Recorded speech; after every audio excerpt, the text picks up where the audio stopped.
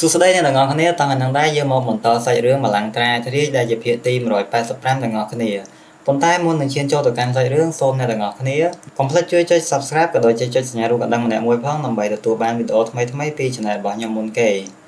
ដែលសាច់រឿងនៅក្នុងភាគនេះគឺបានចាប់ផ្ដើមឡើងនៅពេលដែលស្ដេចអ្នក Aston គាត់ក៏បានដកយកនៅដែនធម្មពលរបស់គាត់វិញហើយគាត់ក៏បានប្រើប្រាស់នៅបច្ចេកទេសមួយទៀតដែលបច្ចេកទេសនេះផងដែរវាគឺជាបច្ចេកទេសពឹសបូករួមជាមួយនឹងដែននៃការស៊ើបអង្កេតរបស់គាត់វិញពីព្រោះថានេះគឺជាវិធីតែមួយគត់ដែលអាចរកទីតាំងរបស់ឡុងហៅឈិនឃើញបន្ទាប់ពីគាត់បានបញ្ចេញស្នេហ៍ទាំងពីរនេះមិនយូរប៉ុន្មានគាត់ក៏អាចរកទីតាំងរបស់ឡុងហៅឈិនឃើញហើយបន្ទាប់មកគាត់ក៏បានហក់ចូលទៅដោយអមជាមួយនឹងស្នេហ៍មួយបន្ថែមទៀតដែលមានឈ្មោះថាបច្ចេកទេសផ្គាល់លាន់ដែលមិនអាចមានអ្វីប្រៀបផ្ទឹមបានបន្ទាប់មកគាត់ក៏បានហក់ចូលទៅដើម្បីធ្វើការវាយប្រហារទៅកាន់ឡុងហៅឈិនដោយអមជាមួយនឹងពាក្យសម្ដីផងដែរថ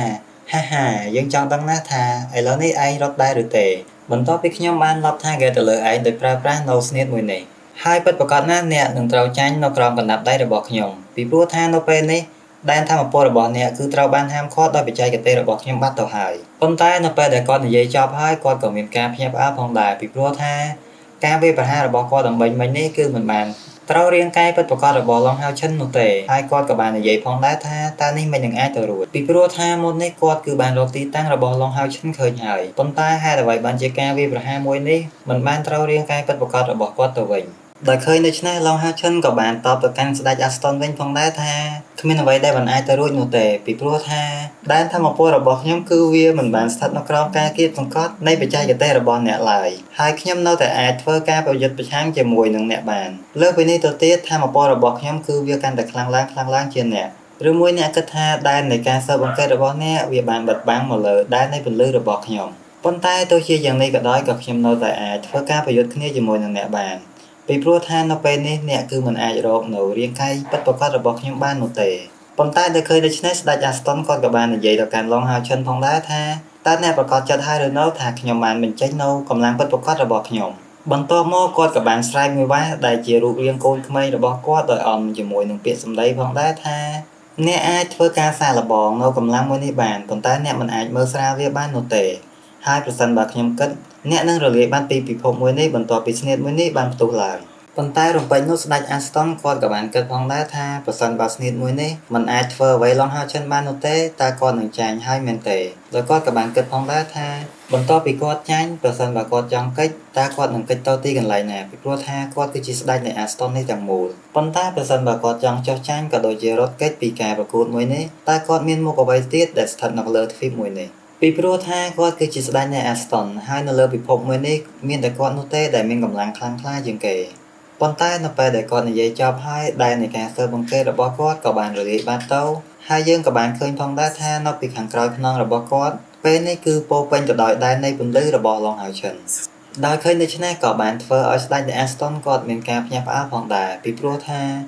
ានៅពេលនេះឡុងហៅឈិនគឺបានបង្ហាញរូបរាងពិតប្រាកដរបស់គាត់ដើម្បីប្រឈមមុខជាមួយនឹងស្ដេចនៃ Aston ហើយដោយឃើញថាកម្លាំងធម្មពលរបស់ឡុងហៅឈិនវាមានឥទ្ធិពលខ្លាំងក្លាស្ដេចអ្នក Aston គាត់ក៏បាននិយាយផងដែរថាតើបុរសម្នាក់នេះគឺជានរណាគេហើយនរណាគេដែលនាំគាត់ចូលមកពិភពមួយនេះហើយគាត់ក៏បានបន្តទៀតផងដែរថាគាត់គឺពិតជាចង់ដឹងថាបុរសម្នាក់នេះគឺជានរណាគេខ្លាំងណាស់ពីព្រោះថាសមត្ថភាពរបស់គាត់គឺវាមានឥទ្ធិពលខ្លាំងក្លាដែលអាចប្រយុទ្ធប្រឆាំងជាមួយនឹងអំណាចនៃដែនធម្មពលរបស់គាត់បានហើយខណៈពេលដែលអ្នកទាំងពីរកំពុងតែប្រកួតគ្នាភ្លាមនឹងដែរក៏មានលេចចេញនៅកម្លាំងដ៏ខ្លាំងក្លាមួយបន្ថែមទៀតដែលកម្លាំងនេះដែរគឺត្រូវបានបង្កើតឡើងដោយ CC ហើយនាងក៏បាននិយាយផងដែរថាតើអ្នកប្រកាសចិត្តទេថានៅក្នុងពិភពនៃ Aston មួយនេះគ្មាននរណាម្នាក់ដែលអាចយកឈ្នះអ្នកបាននោះប៉ុន្តែនៅពេលនេះខ្ញុំចង់ឲ្យអ្នកដឹងថាការប្រយុទ្ធជាមួយនឹងអ្នកវាគឺហួសពីសមត្ថភាពដែលមនុស្សនៅក្នុងពិភព Aston មួយនេះគឺអាចធ្វើបានខ្លាំងណាស់ហើយគណៈពេលនេះខ្ញុំនឹងធ្វើឲ្យជីវិតរបស់អ្នកដែលជាស្ដេច Aston គឺនឹងមិនមានអ្វីទាំងអស់បន្ទាប់ពីអ្នកទាំងពីរបានឃើញកម្លាំងរបស់ CC បូករួមជាមួយនឹងពាក្យសម្ដីដែលនាងនិយាយហើយគឺបានធ្វើឲ្យពួកគេទាំងពីរនាក់គឺបើកភ្នែកធំមានការភ្ញាក់ផ្អើលជាខ្លាំងប៉ុន្តែយើងក៏លែងមកមើល CC វិញខណៈពេលនេះនាងក៏បានប្រើប្រាស់នៅដៃទាំងគូរបស់នាងដែលកំពុងតែបណ្ដុះនៅរុក្ខជាតិអ្វីមួយប៉ុន្តែរុក្ខជាតិនឹងអត់ទាន់ដឹងអីទេអ្នកនរគ្នាដោយអមជាមួយនឹងពាក្យសម្ដីផងដែរថាយោហេតុអ្វីបានជាអ្នកទាំងពីរឈប់វាយគ្នាហើយពេលនេះប៉ុន្តែនៅពេលដែលនាងនិយាយមិនទាន់ចប់ស្រួលបួលផងខណៈពេលនឹងដែររុក្ខជាតិដែលមានពណ៌បៃតងអំបញ្ញមិញនោះ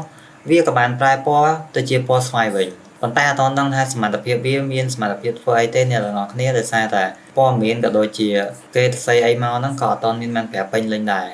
ហើយយើងក៏បានឃើញផងដែរថាបន្ទាប់ពី CC នាងបានប្រើប្រាស់ធម៌ពលពីរុក្ខជាតិមួយនេះក៏បានធ្វើឲ្យកម្លាំងរបស់នាងក៏ដូចជាមហិទ្ធិឫទ្ធិដែលចេញពីដើមឈើមួយនេះវាគឺពិតជាមានឥទ្ធិពលខ្លាំងក្លាមែនទែនបន្ទាប់ពីនាងបានបញ្ចេញនៅយុទ្ធសាស្ត្រទាំងអស់នេះហើយនាងក៏បាននិយាយទៅកាន់ឡងហៅចិនផងដែរថាបងប្រុសឡងខ្ញុំអរគុណអ្នកច្រើនហើយដែលបានការពារខ្ញុំកាលពីពេលកន្លងមកឥឡូវនេះដល់ពេលខ្ញុំដើម្បីធ្វើការប្រយុទ្ធគ្នាជាមួយនឹងស្ដេចបិសាច Aston វិញម្ដងហើយបន្ទាប់ពីឃើញដូច្នេះឡងហៅចិនក៏បាននិយាយទៅកាន់ CC វិញផងដែរថា CC តើមានអ្វីខុសចំពោះអ្នកពីព្រោះថាកាលពីពេលកន្លងមកអ្នកគឺជាក្មេងស្រីម្នាក់ដែលគ្មានសមត្ថភាពអ្វីនោះទេប៉ុន្តែហេតុអ្វីបានជាពេលនេះអ្នកប្រែជាខ្លាំងក្លាដូច្នេះហើយពេលនេះអ្នកគឺចង់ធ្វើការប្រយុទ្ធគ្នាជាមួយនឹងស្ដេចបិសាច Aston និងពពួកបិសាចដទៃទៀតតែម្នាក់ឯងតើមែនដែរឬទេដោយឃើញដូច្នេះ CC នាងក៏បានតបទៅវិញថាខ្ញុំមិនអីទេបងប្រុសឡងអរគុណច្រើនដែលអ្នកបារម្ភអំពីខ្ញុំប៉ុន្តែសាច់រឿងរបស់យើងក៏បានឈានចូលមកដល់ទីបញ្ចប់នៅកន្លែងនឹងឯងអ្នកទាំងអស់គ្នាចំពោះសាច់រឿងនៅក្នុងភាគក្រោយវិញគឺយើងនឹងបានដឹងពីសមត្ថភាពរបស់ CC ក៏ដូចជាឥទ្ធិពលនៃដើមឈើដែលនាងបានប្រើប្រាស់ផងដែរហើយខ្ញុំក៏សូមបញ្ចប់សាច់រឿងទៅត្រឹមហ្នឹងឯងអ្នកទាំងអស់គ្នាចាំជួបគ្នានៅក្នុងវីដេអូក្រោយ